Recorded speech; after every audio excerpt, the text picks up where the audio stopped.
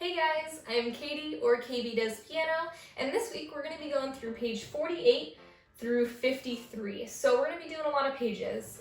We are in the level 2A, as you should know, and the very first thing we are going to be introducing on page 48 and 49 is the difference between major and minor sounds. So basically, there's a pattern that major songs follow, which is a whole step, half step to a whole step. And then when you're doing a minor, it's doing a whole step, half step, whole step, whole step. You can see that explained a little bit more on the top of page 48. It's a little hard to explain not in person with a piano in front of you. So basically all you need to memorize is that major is happy sounding, right? And then minor is sad or spooky sounding. And in order to get from a major chord to a minor chord, all you have to do is just drop that third finger down a half step.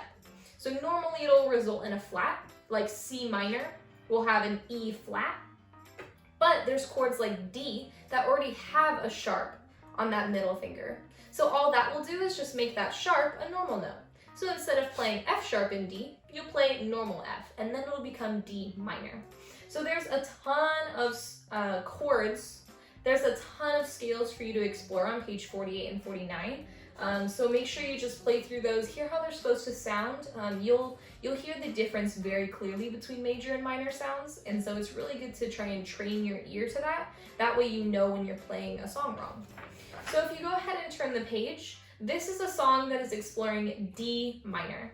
So of course there's nothing crazy on the song. Basically all you need to memorize is that instead of playing an F sharp, it's in D minor, so you're going to be playing regular F. And that also means that it's going to end up sounding like really spooky and sad. So I hear a lot of students who don't like playing in D minor, but then there's a lot of kids who really like playing in minor chords. So it's kind of up to your preference.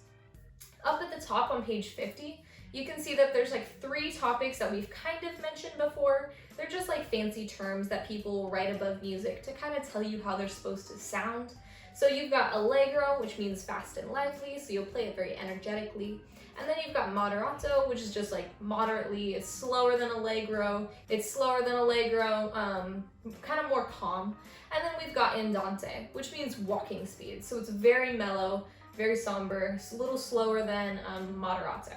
So you don't need to memorize that, but it's just something to kind of like know that like, oh, that's what they're telling you. Is they're basically just telling you how fast or how slow to play the song. And then our last song, if you go ahead and turn the page, we've got basically a teacher duet, which I usually cross out because I don't play it along. But if you want to, you can have your teacher play this song along with you. And it's basically exploring A minor. So you're going to be playing on A, but you won't have that C sharp. So it'll be kind of sad, kind of spooky sounding. But that basically just sums it up for this lesson. To recap, all we learned was major and minor, and then all we learned was major and minor sounds and how those sound in different chords, and then we also learned Allegro, Andante, and Moderato.